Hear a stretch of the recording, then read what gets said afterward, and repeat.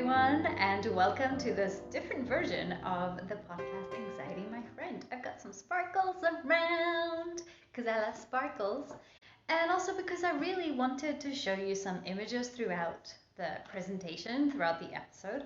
So you've got two options. Of course, you can listen to this on Spotify, on Apple, on whatever program you use to download your podcasts, but you can also watch it on YouTube this time because I've got some pictures that I think are really helpful to enhance the message. And what's today's message about? It's about setting goals and letting them fail. Not really. It is about setting goals. It's about letting some of them fail, but it's mostly about how to set goals that will set you up for success. MAP. You'll find out what that stands for. Setting successful goals is what we're looking at. We're looking at changing behaviors in ways that work. The stats are tragic when we look at goal setting. Studies have shown that less than 25% of people actually stay committed to their resolutions after just 30 days. 30 days. And we only have a quarter of people who are still committed to their resolutions. And only 8% accomplish them. 8 in 100 accomplish them. That's a pretty sad number. I'll give you one example. Recently, I joined a 30-day yoga journey online with the queen of yoga, the incredible Adrienne Mischler, and her adorable dog Benji. It was the first 30-day journey I joined, and I decided to go for it. Why? At the time, I put it down to need. With online teaching and spending so many hours sat at a desk on my computer, I needed something that would make me move every single day. And so these sessions that went from anything around 15 minutes to a full hour allowed me to know that I could do it. Second, flexibility. I love yoga, and I know that you can curate any posture to make it easier or more challenging. And I needed this. I needed to know that even on days when I was emotionally emptied out or physically drained, I could still find it in myself to take part. Third, independence. If for some reason I stopped or I gave up, I would let no one else down. Fourth, community. Adrienne and her team have done a brilliant job keeping their community free of trolls, and it's a safe and gentle space to be held and seen by others with empathy. Look at these numbers. On day one, nearly 2 million people rocked up, got into something comfy, and played yoga. On day 2, the numbers went from 2 million to 1.2 million. By day 5, look what happens. By day 5, there were only 77,000 people joining in. I mean, 77,000 is still an awesome number, but compare that to the 2 million or nearly 2 million on day 1.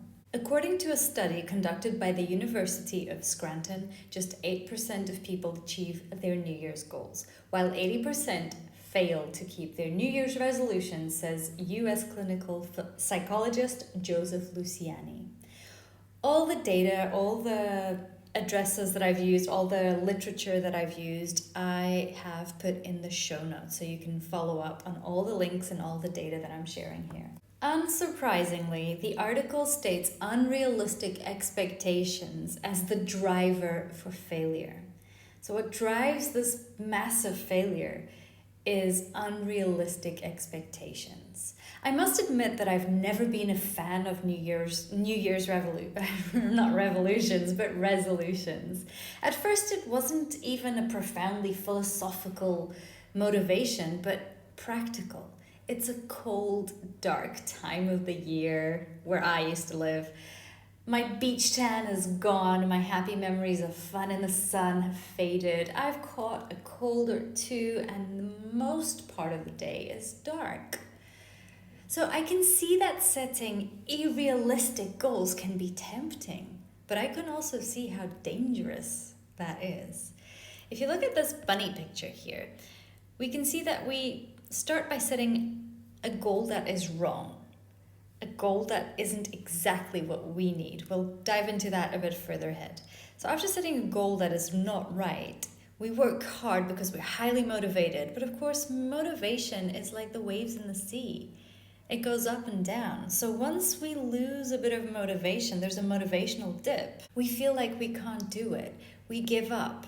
We don't believe we can do it, and we fail. And once we fail, we feel guilty.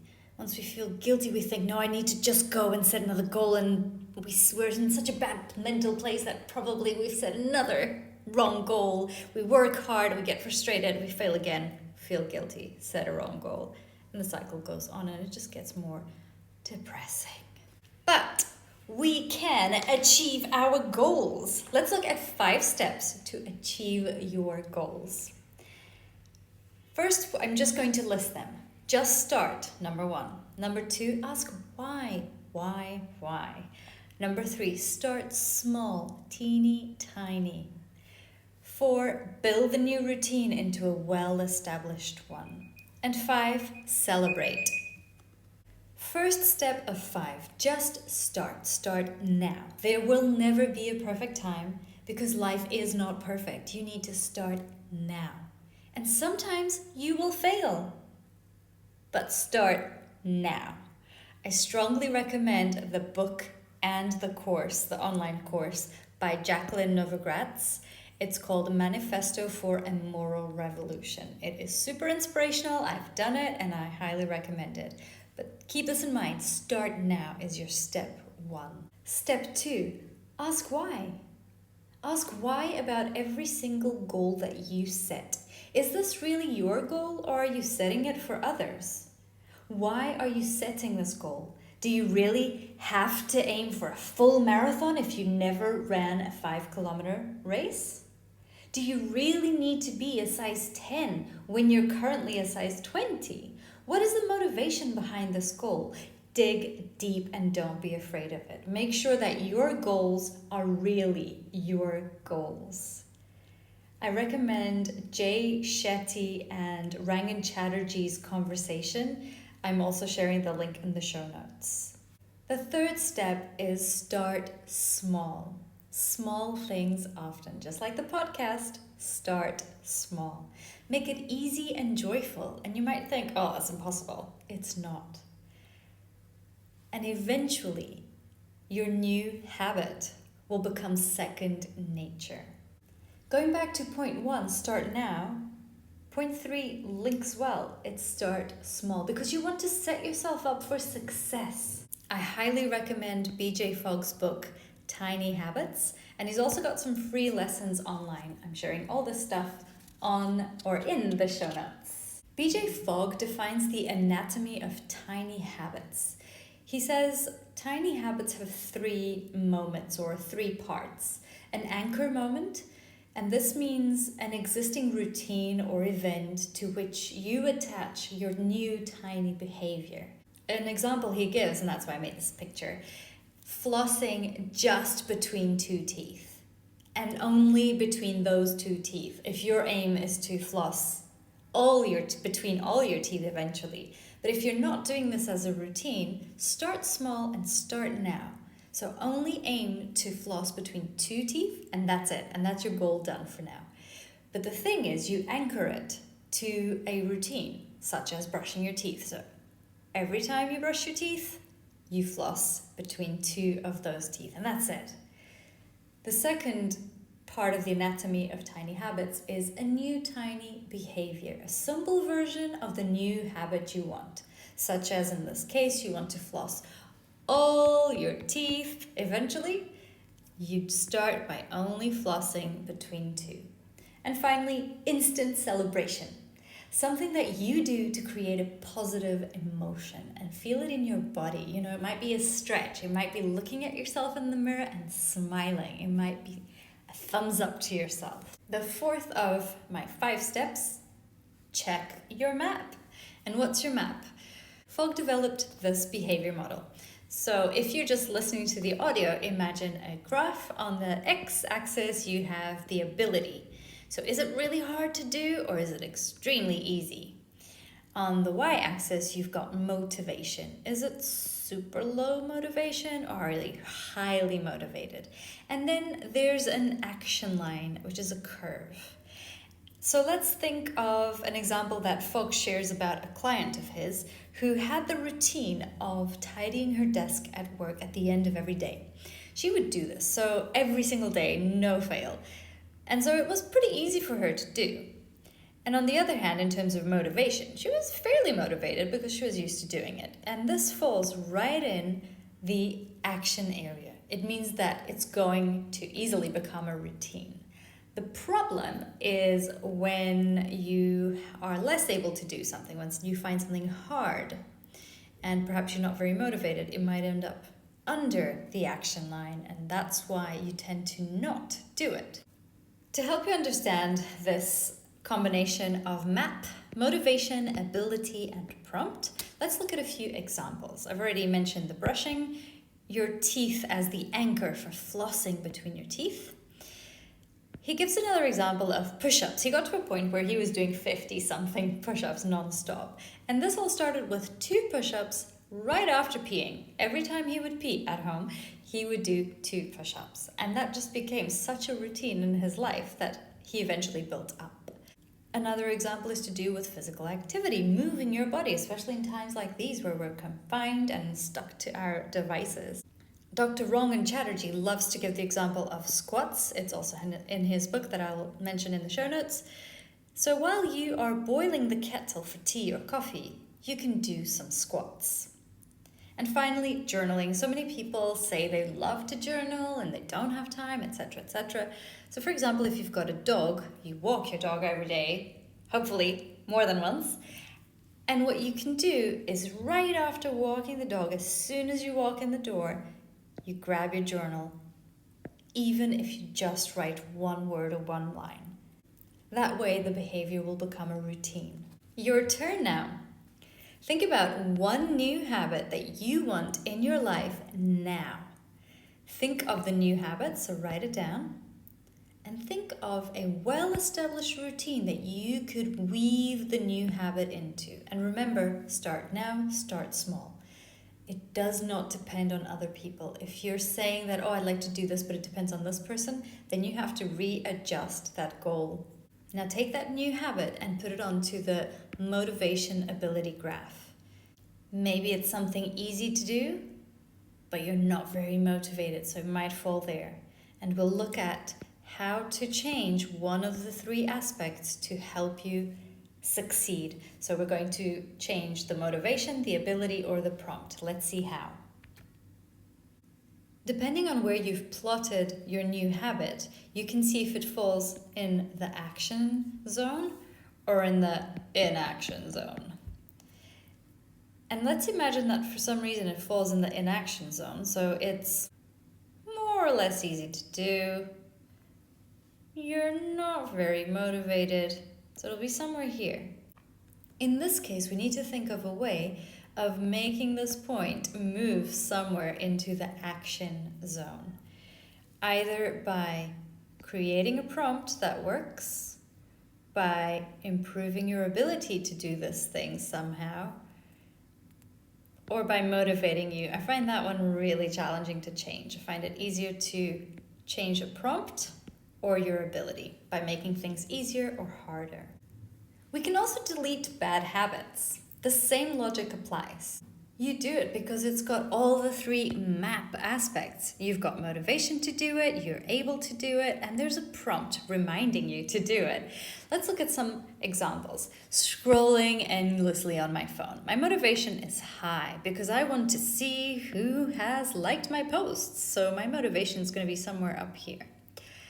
My ability, it's super easy. I'm a pro scroller, so if we plot it on the graph, it's going to be well within the action zone. Now, what can I do? I can remove the notifications of my phone. I can keep the phone in a separate room during certain periods of the day.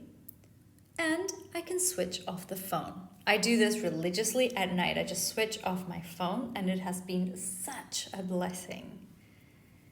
So basically what I really worked on was on the prompt. I removed notifications, and on my ability to check. Because if the phone's off, I no longer have the ability to check.